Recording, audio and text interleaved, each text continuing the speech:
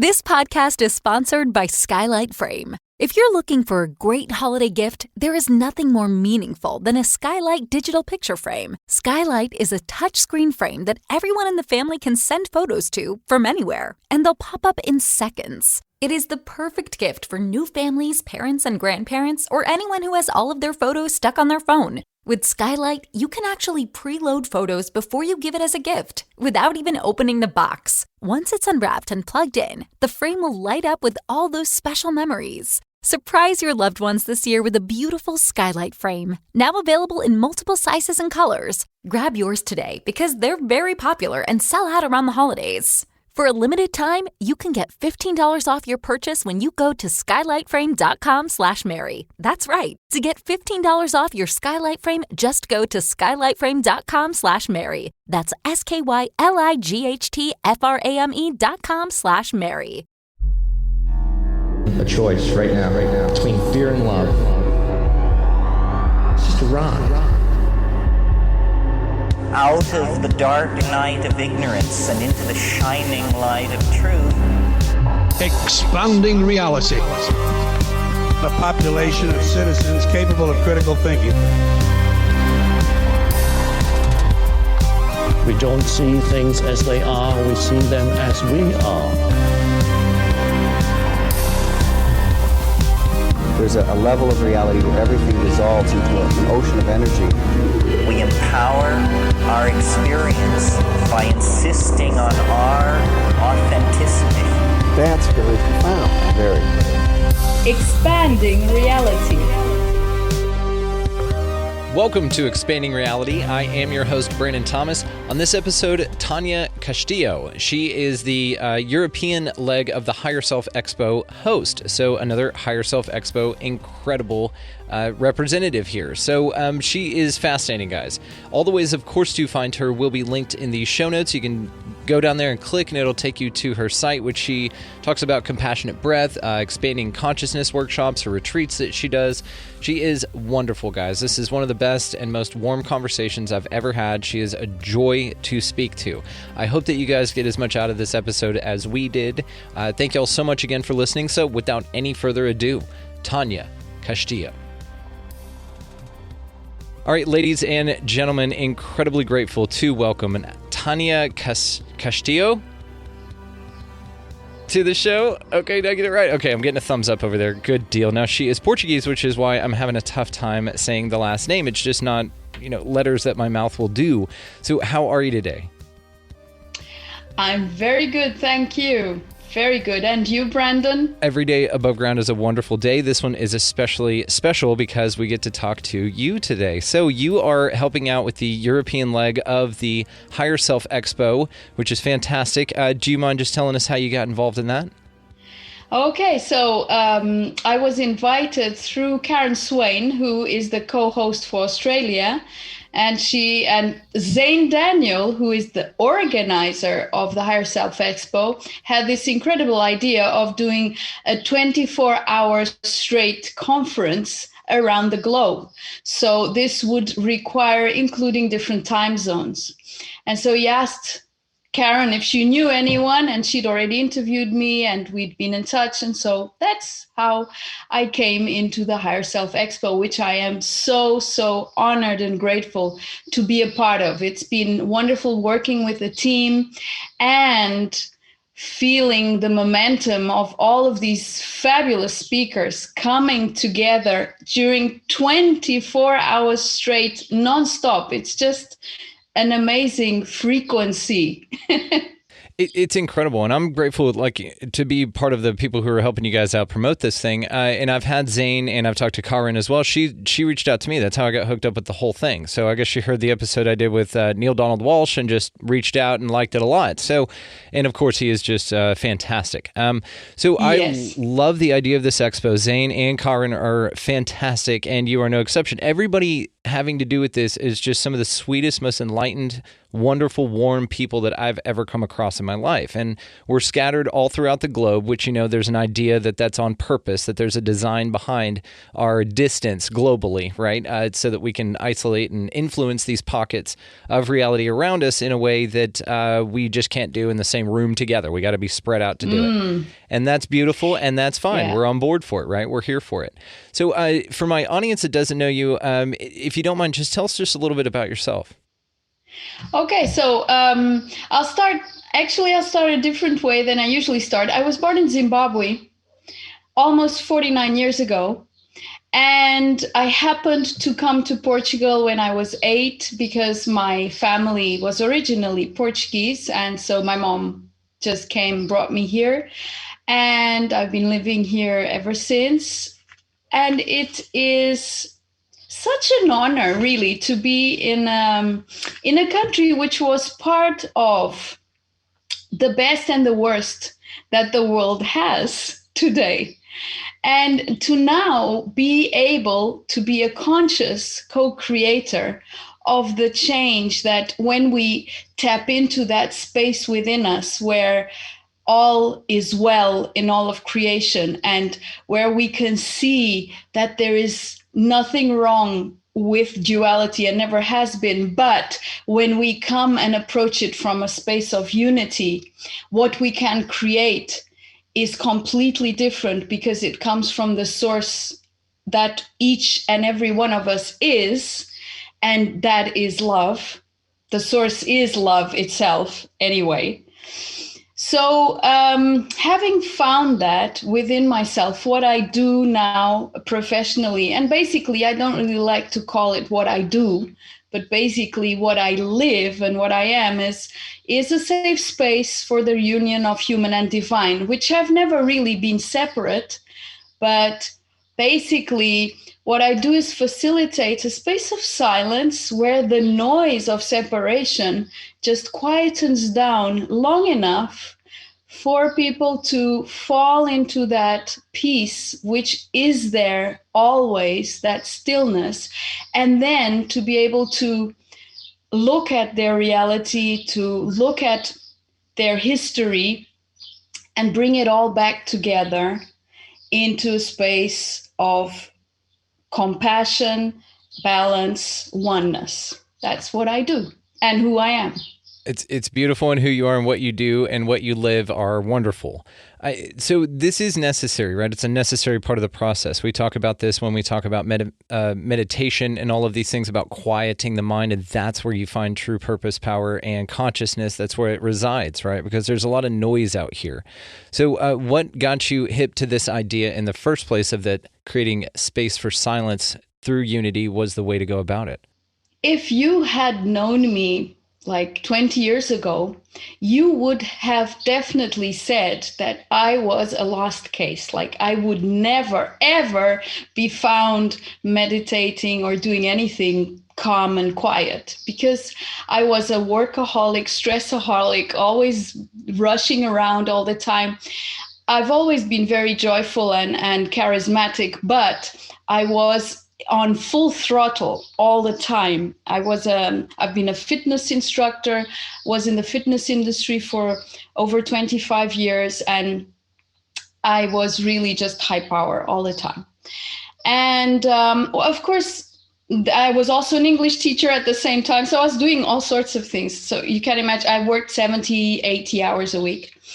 What happened was that with all of that high power, because the thing is, I wasn't ready to tap into my real power. So I was just, throwing out energy in whichever way I could, because I couldn't deal with myself. I couldn't handle myself. So what happened was then, of course, my health started knocking on the door and saying, things are not going too well here, and when I once went to the doctor and he looked at an X-ray of my spine and said that I had the spine of a 60-year-old, and at the time I was 30, I said to myself, oh my God, I have to change something. By then, I'd already had my first daughter, who was born when I was 28. that's when I started questioning myself, actually. But I still wasn't ready to really, really dive into a deeper jump of discovering what's going on, why is my life the way it is, who am I actually, all of these things. So I started questioning it, but it was just sort of intermittent. And then at 33, I just took the deep dive and said, no, now I'm not stopping until I really tap into what I know is here. So I felt this emptiness. I felt this something was missing. I knew there had to be something more. I started meditating. I learned all sorts of energy healing and balancing modalities and taught them as well. And, I just was so very, very disciplined that nothing could move me away from experimenting through my own experience what result these different practices would bring. And of course, they brought up all sorts of stuff from inside, which then I had to deal with. And at some point, I came across the conscious breath through a lady who passed away last year called Norma Delaney, and also came across the Crimson Circle. And what they were sharing made a lot of sense to me, but especially the breath, because she was sharing this in such a simple way. So it's not a technique. It's just coming back to the normal, natural way of breathing that was from the very beginning when we were babies. And so that's where I fell in love for the first time. So then I realized, wait a minute, the love I was seeking everywhere is just here. And from then on, it didn't become easier. Actually, it became harder, because that's when I looked at my dark side. And then all hell set loose. And that's where I really, really came into a space of such compassion that nothing that came to my awareness, none of my memories was to be kept out any longer. So by embracing and embracing and embracing, I integrated and dissolved and alchemized and let go and transmuted and transformed and changed in such a way that I fell into this space of peace where really there is nothing else. Now there is just a new experience of approaching life from a completely different space of consciousness. I do find, and an interesting observation that I've had is that all of the people who live as some of the greatest examples of what humanity is capable of, like yourself, like Zane, like Karen, everybody goes through this juxtaposition of this dichotomy, this extreme dichotomy, right? From your high octane life to now the life of peaceful breath work and compassion breathing, which I do want to get into more. But also with Zane, with his scientific background, with his grandfather making the triggers for the H-bombs. I mean, and then he's able to kind of utilize those skills. And if nothing else, that experience, just like yourself, you take the experience and work ethic that you had and you put it into a new modality of peace and tranquility. It's this divine opposites that I feel are interesting in everybody's experience, soul contract. It's probably worked in there, right? Because yeah, I'm sure about that.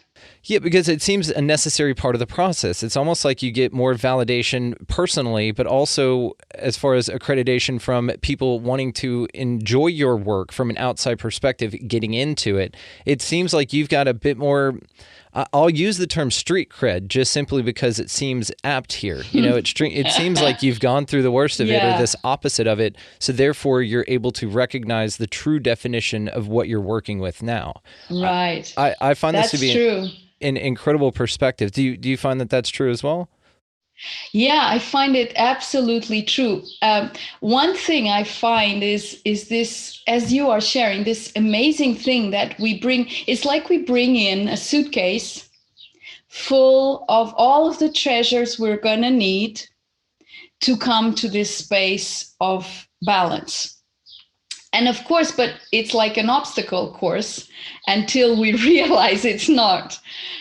And then we realize that all of those things, even the ones that didn't seem to be good, like that didn't seem to be of service, then we realize, oh, wow, this is so precious. If I hadn't had this experience, I would never be able to connect. The point is, and coming from the space where I am right now, if I hadn't been in the space where I was before, I wouldn't have the capacity to even fathom certain things that go on in the world and that go on with people, because they are just senseless from the point I am viewing right now.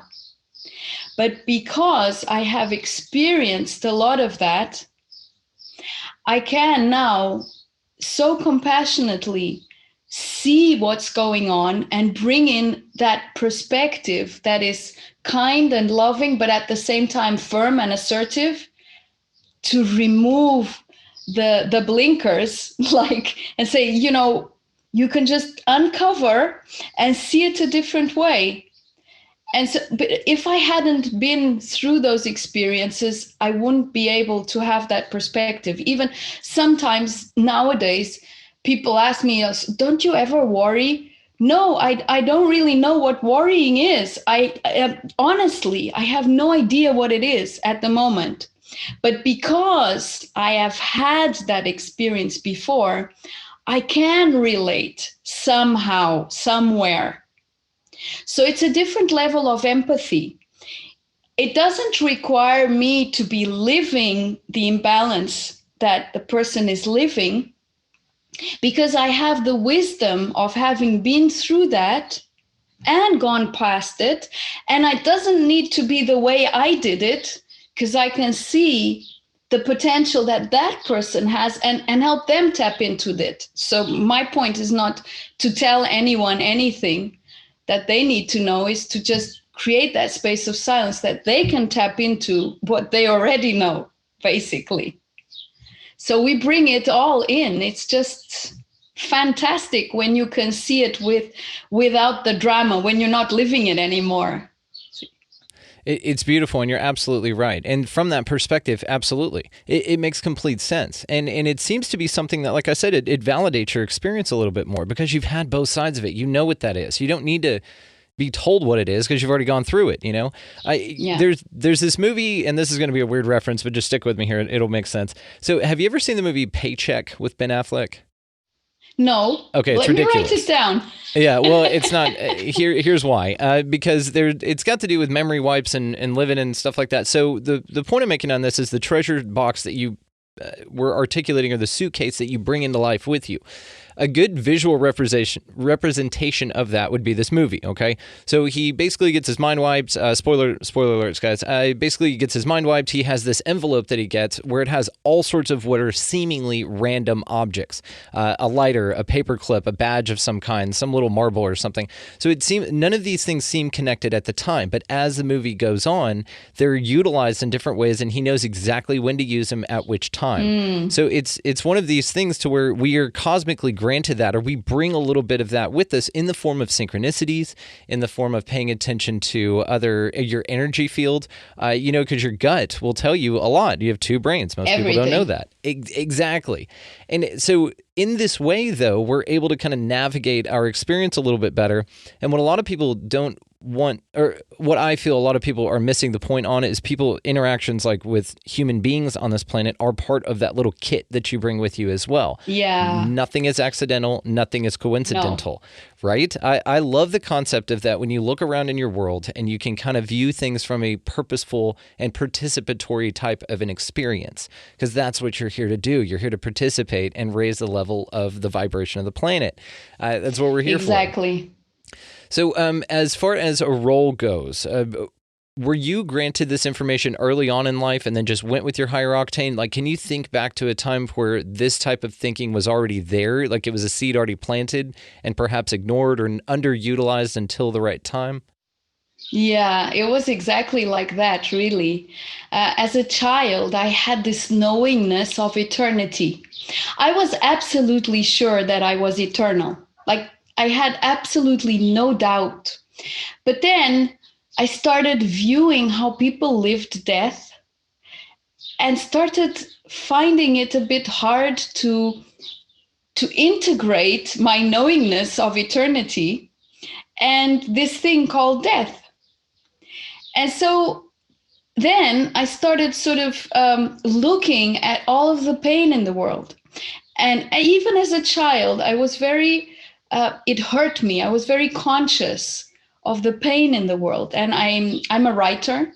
So even as a child, I used to write stories which depicted different facets, psychological facets of people living different kinds of experiences. And eventually how they might find their way through that. But because it was overwhelming, I used to fall into deep pits of sadness at that time. And always, invariably, there was this warm voice and embrace that came even from within, that just came over me and said, we're staying here. Because I used to think about suicide all the time. We're staying here because you have a purpose here. And what you have to share will influence thousands of people. And you can imagine, as a child of 8, 9, 10, 11, this made no sense at all. Like, no sense at all. The thing that kept me going was not the words, was the warmth, was the loving embrace that I felt that just came over me and just brought me to peace, though I still was aware of the pain in the world, and that it was really hard to be here for me. It was very hard to be here. I just trusted that sense that somehow there was a purpose, though I couldn't see it at the time. And that's why my life then became full throttle all the time. I was given big responsibilities at a very early age. And that's how I grew up, being a responsible child. And that's how I managed to deal with things, because it gave me a sense of control. It made me feel that somehow there was a way to deal with this complex thing called life and effort and struggle and drama and all of that stuff. Because that's the only thing I knew at that time, because it's what I saw in my reality, in my family, and that. And I had to, because of course I would have to come to that point in me where I would say, enough, it's enough. I just can't take it anymore. And then I would have to look the other way. And I usually say this and share this even with clients, that if it's not hurting enough, it's really hard to say it's enough. Like, definitely it's enough. Because many times people, you probably know that people many times pray or ask for help from the angels or whatever they believe in times of strife, in times where they feel really bad and that, everything's falling apart. But as soon as things ease off a little bit, they just forget all about it. It was just like an act.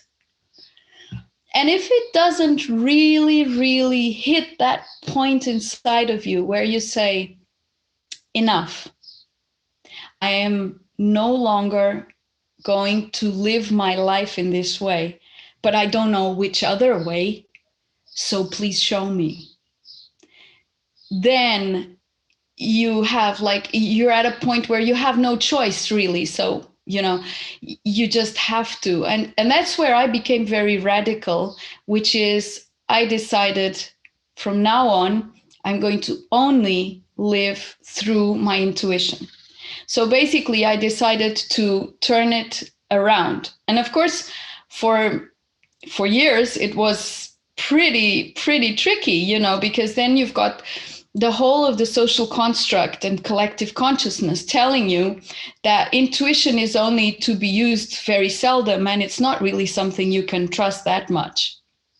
You must trust your logical mind and all of the analytic power that you have and so on.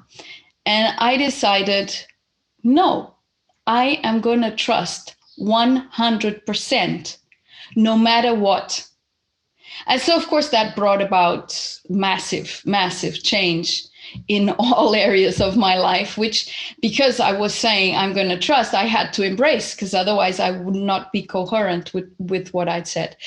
And today, what I share is, you can live 100% from intuition, then feed the mind with whatever is needed in each moment to deal with physical reality, because the mind is a computer and it's fabulous and it is of service, and it is not to be undermined or thrown away or whatever, like many times people tend to do when starting a spiritual journey. The mind is essential. But the point is here that I tapped into my other brain, and that's the brain that manages the whole thing. And then the mind is quiet and it only needs to speak or do whatever it needs to do whenever it is asked to. That's outstanding. I mean, what an incredible awareness to get to, first of all, and then just to embrace that sort of complex way of going about it at first, but then after that, because everything was built on non-intuition based thinking, it was left brain, it was very calculated, it was very mechanistic, and then now you're switching to trusting the process. I mean, you just jumped in head first. What's some advice that you would give to people, or some things to pay attention to if they're wanting to embark on an intuition based outlook of life only? So I would say it's normal and natural that at the beginning the noise gets louder. And to not be daunted by that, to not get frightened. The noise has to get louder because it's all of our belief systems, the aspects of personality that we created within all of those past experiences related to survival and to fear and to what needs to be done and not to what we feel should be done. And of course, if the noise doesn't get louder, how can we be aware of what's going on inside of us? So it's really, I would say, being so firm with this choice of 100% trust in our wisdom, because everyone has it. Like everyone has this intrinsic knowingness. And it doesn't really matter what their religious or whatever spiritual beliefs are. Everyone the world over, wherever they are, whatever cultural background, wherever, has this knowingness. So basically, it's starting to question oneself. What do I trust? My knowingness? Okay, I trust my knowingness. And, take it's baby steps. And then I had this, my essence, as I call it, my soul self, my whatever you want to call it, because there's different ways of putting it. And I don't want to go into sort of, separating spirit from soul and higher self and all of that. So for now, let's just use essence. Used to ask me, fight against or cooperate with? And this is a really deep question. But just when you are going through some ordeal, could be a mental ordeal, like with any life challenge or whatever, if you ask yourself, fight against or cooperate with, you'll feel a different vibration in both. And if you're choosing to go by way of intuition, obviously you'll choose to cooperate with. Now, does this mean that, for instance, if someone is cheating you financially or, whatever stuff that goes on in the world, you're going to condone that and say it's okay? No, it doesn't mean that. It actually means the opposite. It means you're going to respect yourself and define your boundaries and stand up for what you haven't stood up for so far, and reclaim your power. And your power lies in this absolute love for yourself that says that life is going to be gentle from now on, that you are not going to torture yourself every single day, that you are not going to enslave yourself every single day, that you really deserve to be valued. But that has to be for you and from you first. I mean, no one else can value or treasure our existence if we are not capable of making that shift. So basically, fighting against is fighting against ourselves, our true nature, and cooperating with is really cooperating with that natural ease and grace. So I started choosing for myself. Conscious choice is also a really big part of this, of flipping into intuition. Not necessarily choosing like a house and a car and stuff like that, which also can come into play, but choices like I choose to live in simplicity, ease, and grace. And I would choose again and again and every single day and over again. What do I choose for myself? Harmony, balance, love, and joy. What do I choose for myself? Freedom.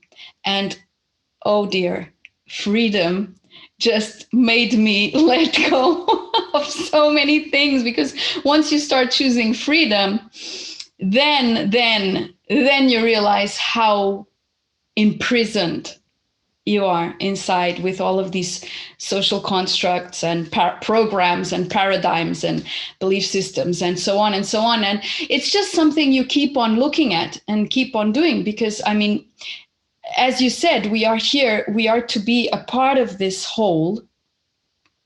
And if you find a belief system, for instance, even if it seems to be out there, that is bothering you, it's your opportunity to basically embrace it.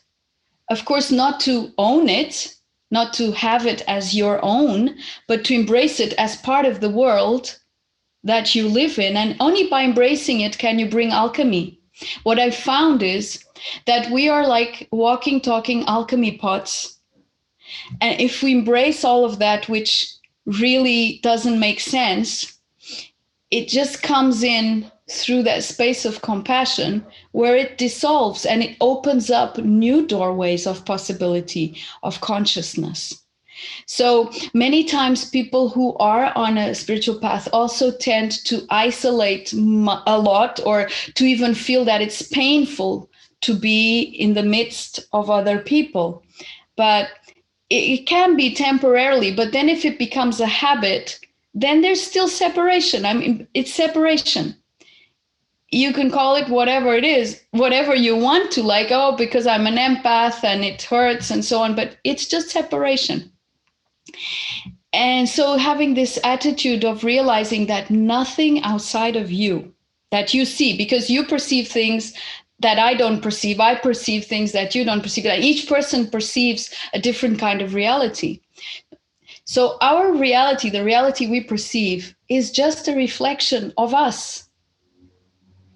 Totally and completely. And even others are part of us. So I'm as much a part of you as you are a part of me. And that's why we're having this conversation today. We are just part of the same existence.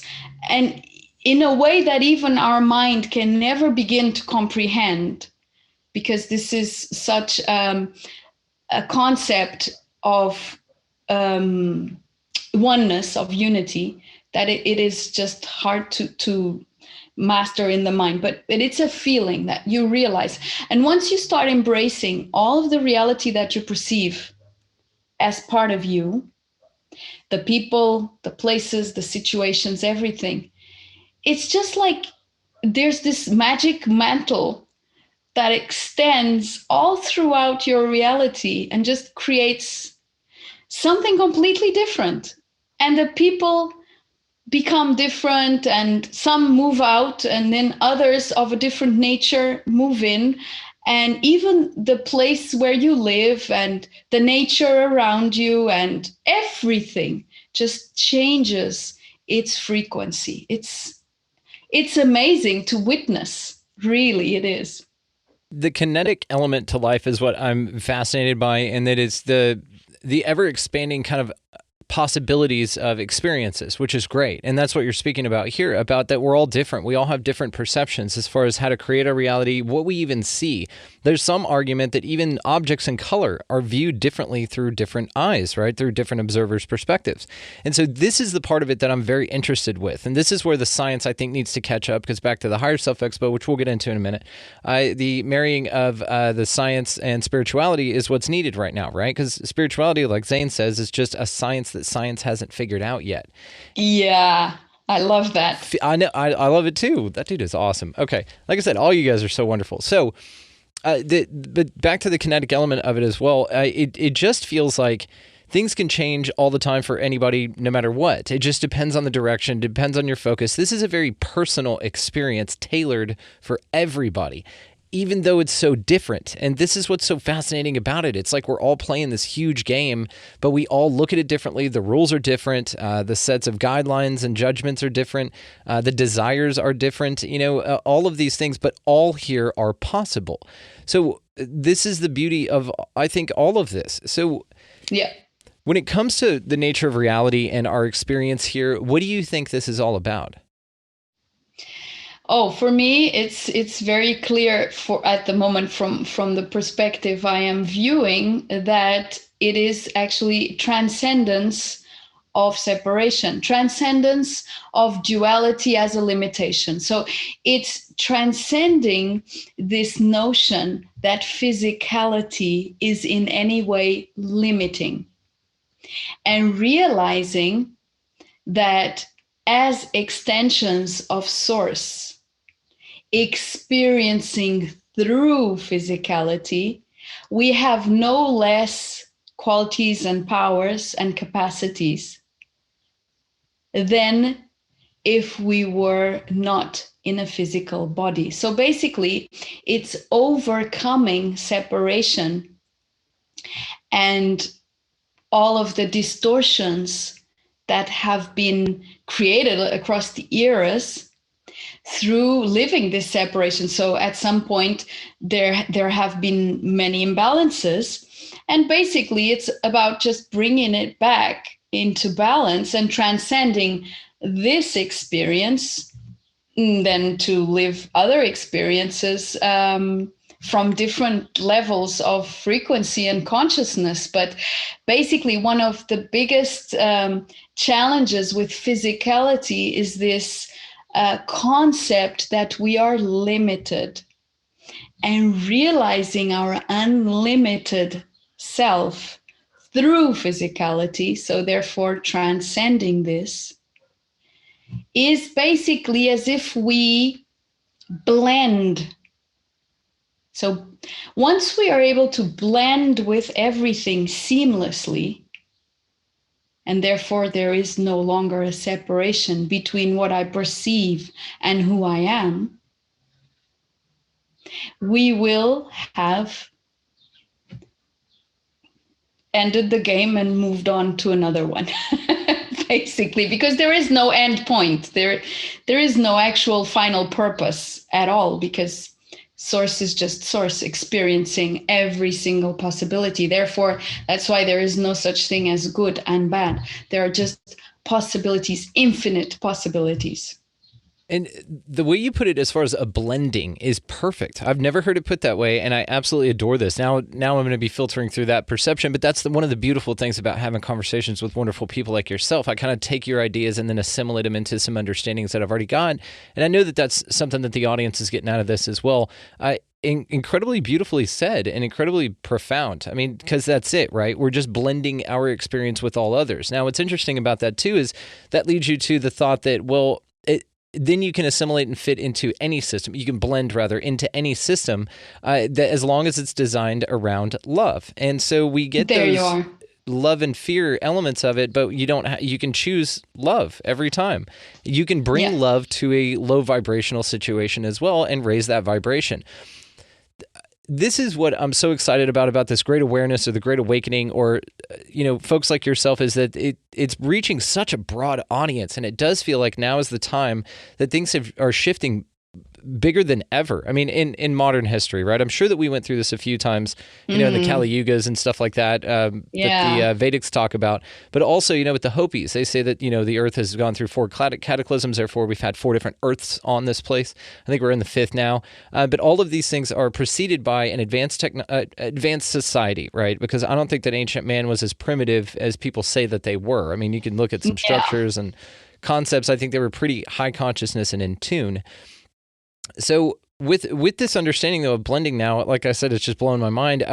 I like the idea of being able to integrate these understandings seamlessly into everyday interactions. And some folks might hear this and think that it's super daunting, or, oh my God, that's beyond me, and I could never be capable of doing that. Tell folks why they're wrong about that. Well, first of all, because it's not about what each one is capable of. It just takes one to be capable, to open up that potential. That is the fabulous thing about us being one network of consciousness, is that if one speck of that consciousness, in other words, one of us, opens up that possibility, it becomes available. And then the only thing to do is allow it into your reality, into your experience. So if you feel somehow that resonates with me, but I have no idea about it, you're not supposed to. I mean, it's not through the mind that you're ever going to get there. So it doesn't matter if you have no idea about it.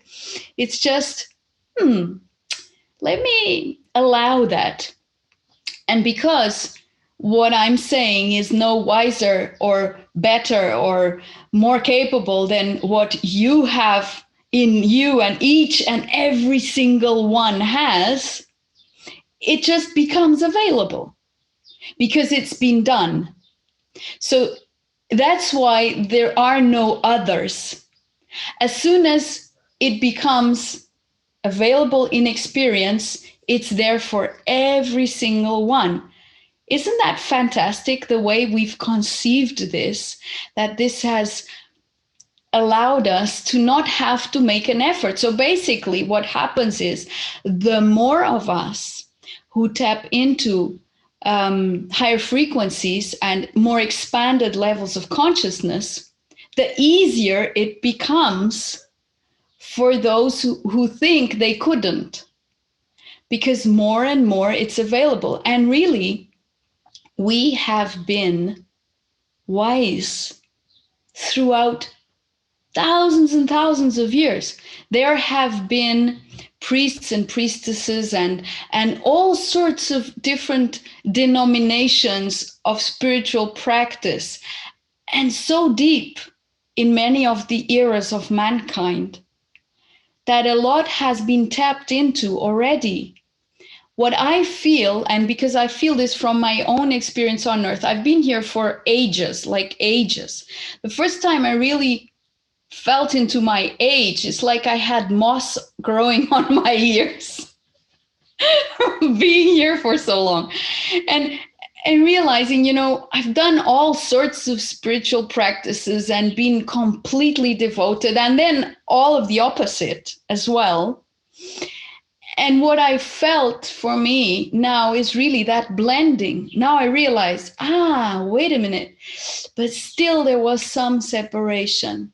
Still, I was thinking I needed to be a certain way, or speak a certain way, or do certain things that were predetermined as rules to achieve a certain possibility of manifestation.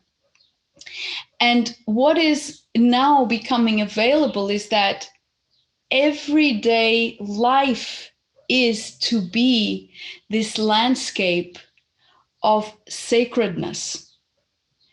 It's not to be kept in the temples or on Sundays or Saturdays or whatever the belief system is, or to just 1 hour a day, or it's not. it's bringing this knowingness of our sacredness, and this changes completely the way we perceive ourselves and the way we perceive our opportunities and our realities, bringing it into everyday life. The normal things of existence, like washing the dishes and going to the bathroom and having your chickens and cultivating the vegetable garden and whatever, normal things that, like, pick wood, collect water, and that's it. It's that easy, right? It can be that simple and that reductive. And even that, though, that's a beautiful existence. That's a beautiful way to live. Something back to what you said about, and something that I've been thinking about a lot lately, actually, is the idea that we're all source consciousness experiencing itself subjectively. So we came here, broke apart to experience its capabilities. But the kicker is that we had to forget that we were unity consciousness to have the experience that we're having. But it seems like the goal of the spiritual experience is to remember, forcibly, if necessary, to remember that we are all one. This is the dichotomy in this element is something that I find extremely interesting, because it seems to be that we have been given this system, or we've been born into a system that has been placed here before us that tells us the opposite of that. But it seems to be part of the process. Right. It exists here because it has to. And the reason I know it has to is because it exists, right? Nothing is here by accident. There you are. Okay. Well, do you mind? Isn't it fantastic that we could create? The thing is, and what I've noticed, which is really fascinating, is, and because my main sort of skill that people run into with me is having to look at their dark side. So is when they start realizing that no matter what they've done, no matter who they've been, their essence always knew that they would come through, because this was a given. It's always been a given that we would come to recognition of unity. And that's why we could get so lost, basically, so lost in the whole game of separation, because the knowingness that we were not that, because we are not that, is so intrinsic that it's a given that every single one of the human beings that are here on earth now and are to come are eventually, one day, in one lifetime, who knows when, boom, all of a sudden start remembering. So I usually say our soul has always trusted us fully and completely. If we can learn from that trust and use it ourselves, then we have made it easier for ourselves, because there has never been any doubt that we could make it. Like, even, for instance, going back to the example I gave, like in this lifetime, I got pretty lost. And then I realized that, of course, that also had to do with all of my previous stories and everything I brought into this lifetime to transcend. Like, it's sort of like, okay, now let's wrap it all up now, okay? So that we can be done with it. And it's now. And the thing is, I could have not made it, because I have, and you have, and we all have free will. So it's never a given that it's going to be in this lifetime. But I did bring with me all of the tools and possibilities in my suitcase to do it. And my soul never stopped trusting she's going to make it. But I could have not. Though I did. But it doesn't matter, because I'm eternal. And you're eternal, and we're all eternal. And this thing of life and death is just a continuous transformation. There is nothing to it. And this might seem quite shocking, like saying this like that, but it's really that. It's just a transformation. Death in itself does not exist. It's almost like our higher self is watching a movie, and how we can relate this to maybe a context that everybody can kind of understand. Super simple is you're watching an action movie. You know that the hero is going to make it in the end, but you also know that whatever perils come on, he's taking gunfire. Oh, he's got to hide. Well, you kind of get a little bit wrapped up in the story, and that's because of good acting, good directing, good environment, just like the environment around us all the time. We feel like things aren't going to work out, but we know deep down, or our higher self, at least the one watching the movie with the popcorn's just sitting there like, oh, this is my favorite part. This is when he thinks it's gonna, it's not gonna work, and then he pulls it through, or she pulls it through, right? It's almost like that's what this experience is at a high consciousness level. Like, it's gonna work out, but as long as you bring that awareness in, that's when the magic starts to happen, right? There you are. There you are. So it's that trust. It's tapping into that trust that already exists in you. So it's not, basically, we could say that it's not the human that trusts. It's the human that allows him or herself to fall into the trust that already is there. It's intrinsic to our nature. Trust is intrinsic to our nature. It's not something we have to devise. It's just like, it's not the human that forgives, because the human views from separation. Forgiveness is even not an issue. It's even inexistent or unnecessary from a higher self perspective, because you are already forgiven, because there's never been anything wrong or right that you've ever done. But of course, while you're living this, you have to have guilt and shame and all of these different tools and mechanisms in between to make you realize, oh, maybe I should do this, maybe I shouldn't do that, etc. when you're living your local experience. So you're not tapping into your non-local consciousness. So you do need those things to sort of, keep you on track a little bit. But when you start tapping into something else, those tools that we have become so accustomed to using, they become useless. And so the only thing to do is to thank them because they've been useful and let them go. And this is basically forgiveness. I would say forgiveness is much more about gratitude, an attitude of gratitude, than anything else. Be grateful for what you already have. That's how you're able to enjoy the experience. It's kind of like your higher self is like your dad. You can picture like whenever you were driving around in the car or something like that with your dad, and you were a 2-year-old. So you're yourself now. You're kind of dumb, you're inexperienced, right? When we come into this world. And so you can picture sitting on your dad's lap and him letting you steer, but he's still basically got control of everything. It's just kind of entertaining you, and letting you feel like you have control, even though there's a bigger purpose going on here that has our best interest, that heart that can see things and is aware of things that we're not capable of doing. So, and the thing is, if we didn't have that liberty, consciousness in itself could not experience these things that we experience when we are in forgetfulness. This expands consciousness. Everything we live expands consciousness, no matter how sordid it seems. Yeah, and it seems like whenever you were talking about the real world being a mirror of you, of yourself, I've had this conversation with Gina Bonacci on the show before, and we were talking about how it's basically like if you were to know everything, then you wouldn't have the experience that you're going to have, right? So you need this separation, or you need this amnesia, we'll put it, right? Like a spiritual amnesia. And so whenever you embark down a journey like that, it seems that even people that come across you, and especially as you start to raise your vibration, right? Somebody cuts you off on the road. You're like, that's not a mirror of me. I would never do that.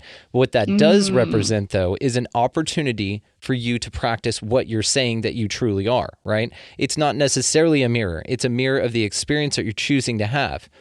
There you are. And my grandmother used to say all the time, don't pray for patience, honey. He is not going to grant you patience. He's going to grant you the opportunity to be patient, which is a very different kind of understanding. You're not just going to be granted with patience. You're going to be granted with a crappy experience to be patient through, which can suck sometimes unless you're ready for it, right? You're right. Right. So true. I love it. Miss you, Grandma. We'll see you soon. She's all around, though. Tell me about what you're going to be talking about on the Higher Self Expo. Well, actually, it's going to be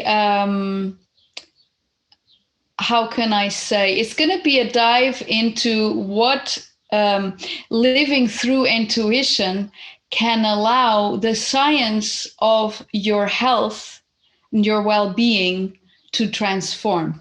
So it's sort of going in through the back door. So I actually was in the world of science for many years, and I was into health and fitness, as I said, and nutrition and all of that, which is absolutely appropriate and which you just have to do if you want to live a good life, if you want to be healthy, if you want to be happy. And but I did it so much that I got myself unhealthy. Which is ironic. The irony on this is something is. I absolutely love. You worked yourself trying to be healthy to unhealthy. It's brilliant. There you are. So sort of, okay, is that good? Okay, let's take more of that. Is that good? Okay, let's take more of that. Give me more. And then I started realizing, once I started diving inside, that 100%, and I'm not going to go lightly on this, 100% of all of my ailments were related to my way of perceiving life. So in this case, related to my thought forms and to my emotions. 100%. Because that's what defined and determined how I disrespected my time, my money, my food, my space, my relationships, everything. And that is what created dis-ease in me. And so by going in deeply to every single little thing that was not working, and I had a lot of illnesses, so I've got a lot of examples. Every single one of them, including allergies, were transformed.